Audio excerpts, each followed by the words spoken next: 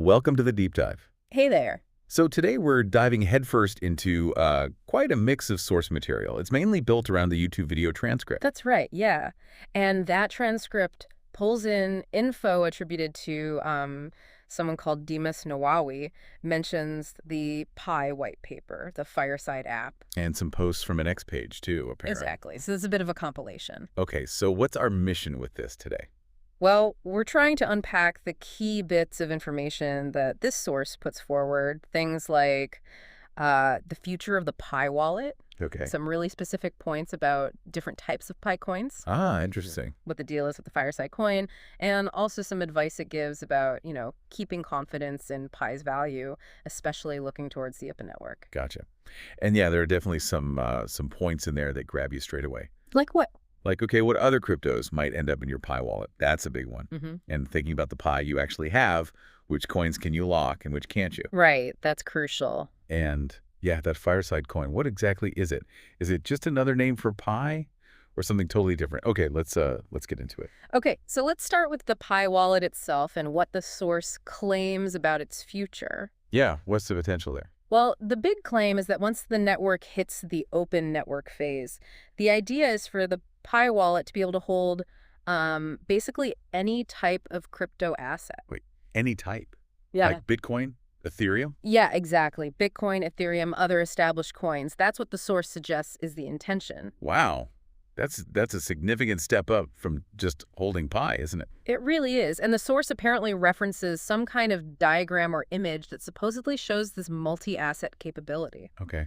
And does it stop there, just holding them? No, the claims go further. It suggests that during Open Network, you'll also be able to connect external wallets. External, like Trust Wallet, Yeah. MetaMask, those kinds. Exactly, those, yeah. That they could potentially interact directly with the Pi blockchain. So the implication is you could, theoretically move assets back and forth between your Pi wallet and these other big players. Okay, so the picture being painted here, based on the source material, is the Pi wallet evolving, moving from like a single currency container to more of a crypto hub, managing different assets, linking up with a wider crypto world. Yeah, potentially. It definitely changes how you might think about its long-term use case, if that pans out. It really points towards interoperability, doesn't it? It does, based on these open network claims anyway. The Pi blockchain potentially connecting more directly with other chains, not just staying in its own silo. Okay, now let's switch to the Pi coins themselves, because the source makes a really specific point about locking them up. Ah, yes, this is a big one, and something probably a lot of users have bumped up against or wondered about. So what's the claim? Well, the source is pretty direct. It says that users who tried to lock Pi coins they got from, say, exchanges or transfers outside the main platform, Yeah? it just didn't work. They couldn't lock them. Oh, really? And the source presents this as conclusive proof, it says, Right. that only the Pi coins you specifically earned through your own mining activity can be locked in the official app. Wow. Okay, hold on. Only the Pi you mined yourself. That's the claim. So if someone sent you Pi, or maybe you got it some other way, unofficially, you could have it in your wallet, see the balance, but you couldn't use the app's lockup feature for that Pi to get mining boosts. Precisely. According to this source, that's the rule. The origin matters for locking. That draws a very clear line. Mined Pi versus, well, any other Pi. It does. And it directly affects who can participate in those mechanics tied to locking balances, like the mining rate bonuses. Yeah, it makes you think about how the network incentivizes things and how it treats Pi that maybe didn't come directly from the core mining process. Absolutely. It distinguishes Pi based on how you acquired it, at least for this specific function. Okay, leave it left again. The Fireside app and its coin.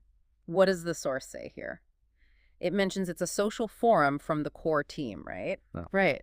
And a key detail the source brings up is about the future value or price of the Fireside coin.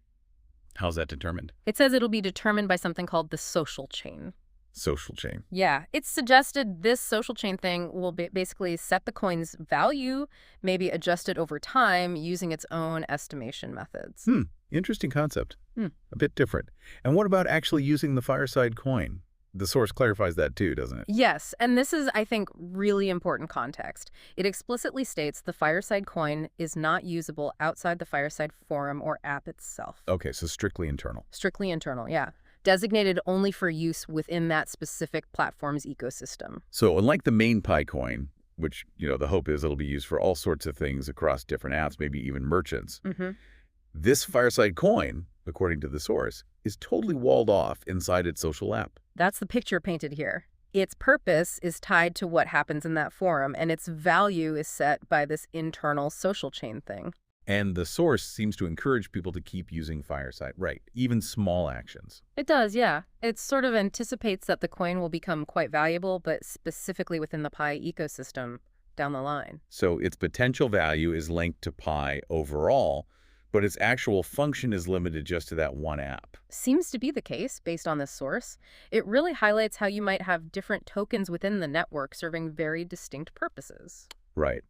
Okay, one last main point from the source. It gives some very specific advice about confidence and something called GCV value. That's right. It recommends saving a particular source code link. A link? Why? Well, the source suggests users should hang on to the specific link. It identifies it as being from the core team Pi Autonomy Banking Network, dated March 25th.